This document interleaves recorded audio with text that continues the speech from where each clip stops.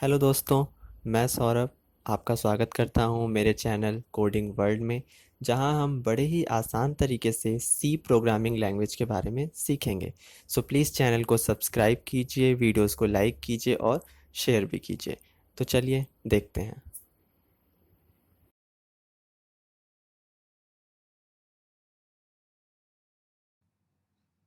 आज हम पढ़ेंगे इनिशियलाइजेशन ऑफ वेरिएबल। तो आइए देखते हैं।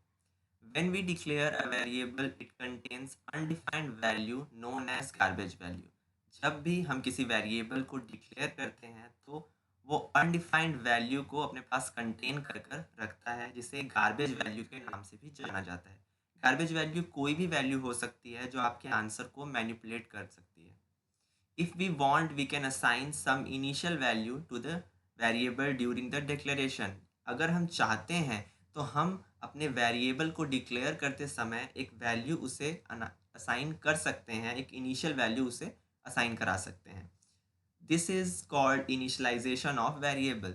उसे इनिशलाइजेशन ऑफ वेरिएबल के नाम से जाना जाता है। जब भी हम किसी वेरिएबल को डिक्लेयर करते हैं तो वो अनडिफाइंड वैल्यू अपने पास स्टोर करके रख लेता है, जिसे गार्बेज वैल्यू के नाम से जाना जाता है। अगर हम चाहते हैं कि वो गार्बेज वैल्यू न रखे तो हमें उसे एक ऐसी वैल्यू इनिशलाइज करानी होगी डिक्लेयर करते समय, ताकि वो आंसर को चेंज न कर सके। तो देखते हैं सम एग्जांपल्स उसके कि आप कैसे किसी वेरिएबल को एक वैल्यू असाइन करा सकते हैं।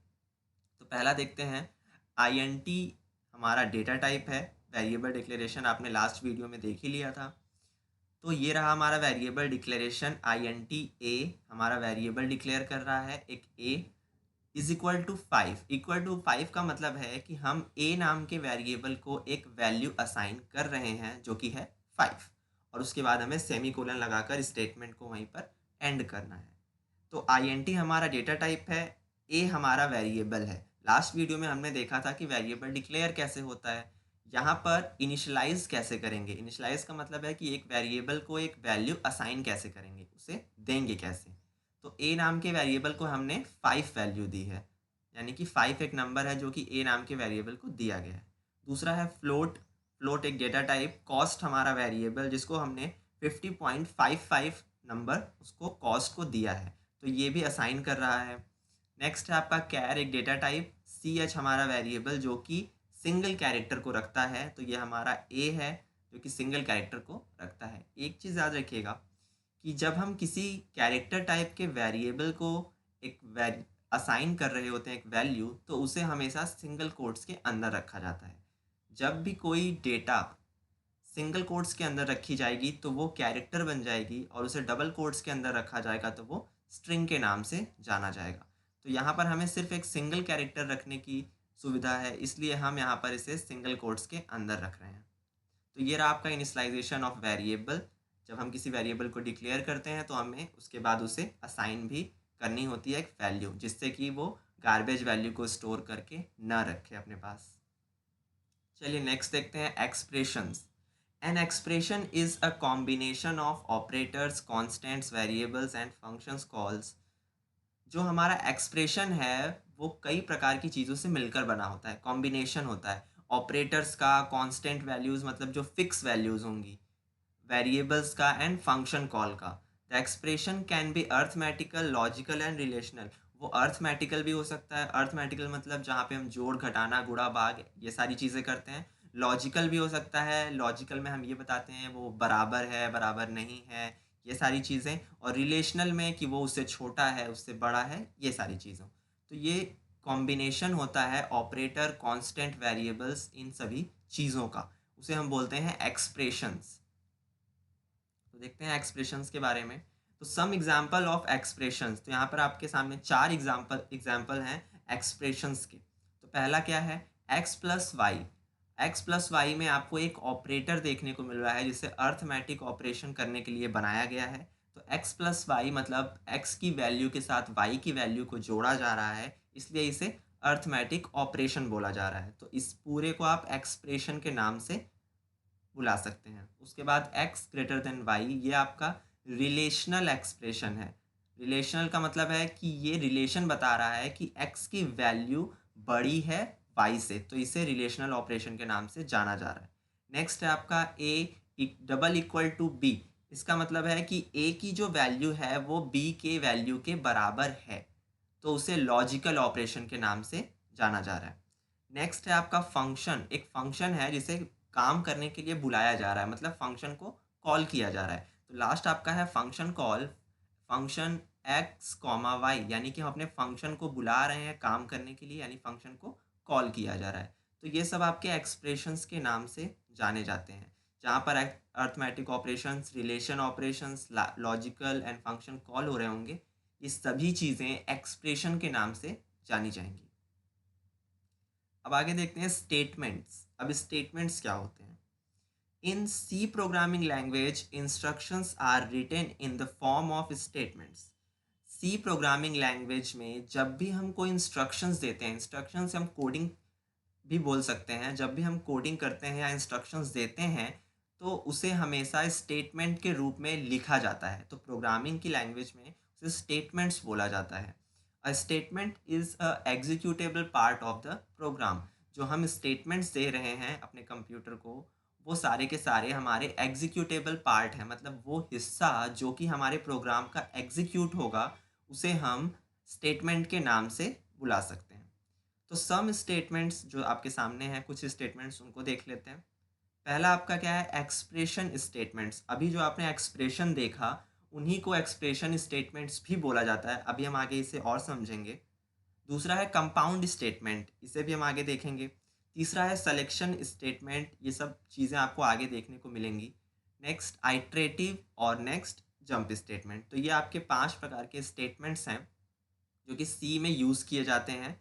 तो जब भी हम सी प्रोग्रामिंग में कोई भी इंस्ट्रक्शंस या कोडिंग करते हैं तो वो स्टेटमेंट्स के नाम से जाना जाता है।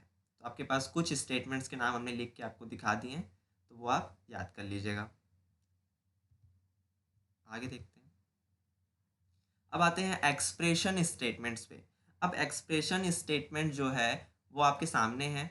जैसे कि हमने पहले बात की थी कि एक्सप्रेशंस क्या होते हैं, जहाँ पे हमारा अर्थमेटिक ऑपरेशन हो रहा हो, लॉजिकल ऑपरेशन हो रहा हो, ये सारी चीज़ें। तो आप देख सकते हैं ये हमारा लॉजिकल, ये हमारा अर्थमेटिक ऑपरेशन हो रहा है और ये हम अपने फंक्शन को कॉल कर रहे हैं और इसे सेमी कोलन से एंड भी किया जा रहा है। तो ये सारी चीज़ें एक्सप्रेशन स्टेटमेंट्स कहलाती हैं, जैसा कि हमने पहले देखा था। जहाँ पे एक्सप्रेशन यानी कि कोई काम हो रहा हो, जैसे ऑपरेटर से रिलेटेड या फिर फंक्शन को कॉल किया जा रहा हो, तो वो सारी चीज़ें एक्सप्रेशन कहलाती हैं आपके प्रोग्राम के अंदर। नेक्स्ट है आपका कंपाउंड स्टेटमेंट। देखिए ये काफ़ी इंपॉर्टेंट चीज़ें हैं, इन्हें याद रखिएगा। A compound statement is a collection of several statements enclosed with the pair of curly braces. It also known as block statement. अब देखिए कंपाउंड स्टेटमेंट का जो कंपाउंड स्टेटमेंट है वो कलेक्शन होता है ढेर सारे स्टेटमेंट्स का, मतलब कई प्रकार के कलेक्शन का स्टेटमेंट जो होगा वो कंपाउंड स्टेटमेंट के नाम से जाना जाएगा। बस शर्त ये है कि वो एक कर्ली ब्रेसेस के अंदर होना चाहिए। जैसे कि आप नीचे देख सकते हैं कि एक कर्ली ब्रेसेस है, उसके अंदर हमारे कुछ स्टेटमेंट्स हैं। जैसे हमने वेरिएबल को डिक्लेयर किया तो वो एक स्टेटमेंट बन गया। फिर हमने उस एक वेरिएबल के अंदर दूसरे वेरिएबल के डेटा को जोड़ा तो वो एक स्टेटमेंट बन गया। और फिर तीसरे हमने एक वेरिएबल के अंदर दो वेरिएबल्स को घटा दिया तो वो भी एक स्टेटमेंट बन गया। लेकिन जब इन सभी स्टेटमेंट्स को एक साथ रख दिया गया एक कर्ली ब्रेसेस के अंदर तो वो आपका कंपाउंड स्टेटमेंट के नाम से जाना जाने लगा। तो कंपाउंड स्टेटमेंट क्या होता है कि कलेक्शन ऑफ स्टेटमेंट्स जो कि एक कर्ली ब्रेसेस के अंदर रखे गए होते हैं उन्हें हम कंपाउंड स्टेटमेंट के नाम से जानते हैं। और एक चीज़ याद रखिएगा कि उसे ब्लॉक स्टेटमेंट भी बोला जा सकता है। और यहाँ पर कोई सेमीकोलन नहीं लगता, ना ही कर्ली ब्रेसेस ओपन करने से पहले या क्लोज करने के बाद कहीं पर भी आपको कोई सेमीकोलन नहीं लगाना है। तो आप देख सकते हैं कि कर्ली ब्रेसेस के आसपास कोई सेमीकोलन नहीं है, ना ही ओपन करते वक्त और ना ही क्लोज करते वक्त। हमें सिर्फ एक्सप्रेशंस या फिर स्टेटमेंट्स पे सेमीकोलंस को लगाना होता है, बाकी कहीं पे आपको ज़्यादा उनकी ज़रूरत नहीं पड़ेगी। तो इसे आप कंपाउंड स्टेटमेंट के नाम से बोल सकते हैं और इसे ब्लॉक स्टेटमेंट भी बोला जा सकता है। तो जितनी भी चीज़ें आपके कर्ली ब्रेसेस के अंदर रखी जाएंगी वो कंपाउंड स्टेटमेंट के नाम से जानी जाएंगी। नेक्स्ट टॉपिक देख लेते हैं कमेंट्स के बारे में। अब कमेंट्स क्या होता है? Comments are used for increasing readability of the program. अब कमेंट्स का यूज़ होता है आपके प्रोग्राम में ये बताने के लिए कि जो आपने चीज़ों को यूज़ किया है, जैसे आपने एक वेरिएबल को डिक्लेयर कर दिया, तो अगर आप नॉन प्रोग्रामर अगर आपके प्रोग्राम को देखता है तो उसे समझ में नहीं आएगा कि ये लाइन क्यों लिखी गई है। तो आप उसे समझाने के लिए यानी कि अपने प्रोग्राम की रीडबिलिटी को बढ़ाने के लिए उसे यूज़ करेंगे। जब आप लिख देंगे यहाँ पर कि ये कोड वेरिएबल को डिक्लेयर करने के लिए लिखा गया है, तो जो नॉन प्रोग्रामर होगा वो भी इस लाइन को पढ़कर समझ सकेगा कि ये जो लाइन आपने लिखी है वो असल में एक वेरिएबल को डिक्लेयर कर रही है। बट एक चीज़ याद रखिएगा कि जो आप कमेंट्स लिख रहे होंगे उनका प्रोग्राम से कोई लेना देना नहीं होगा। वो सिर्फ और सिर्फ आपके कोडिंग करते समय शो होंगे, प्रोग्राम रन करते समय उनका कोई काम नहीं होता। तो ये कंपल्सरी भी नहीं है कि आप कमेंट्स को लिखिए। कमेंट्स सिर्फ और सिर्फ आपके प्रोग्राम को समझने के लिए और उसे रीडेबिलिटी को बढ़ाने के लिए और किसी को और अच्छे से एक्सप्लेन करने के लिए लिखे जाते हैं। ये कंपल्सरी नहीं है कि आपको लिखना ही है।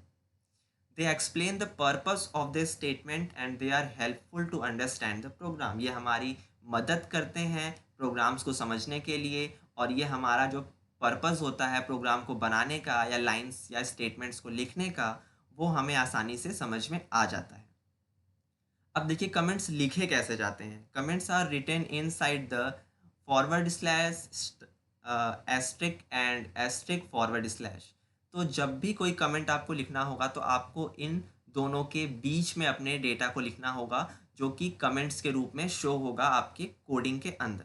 अब there are two types of comments. हम दो प्रकार के कमेंट्स को लिख सकते हैं। एक होता है सिंगल लाइन कमेंट और एक होता है मल्टीपल लाइन कमेंट।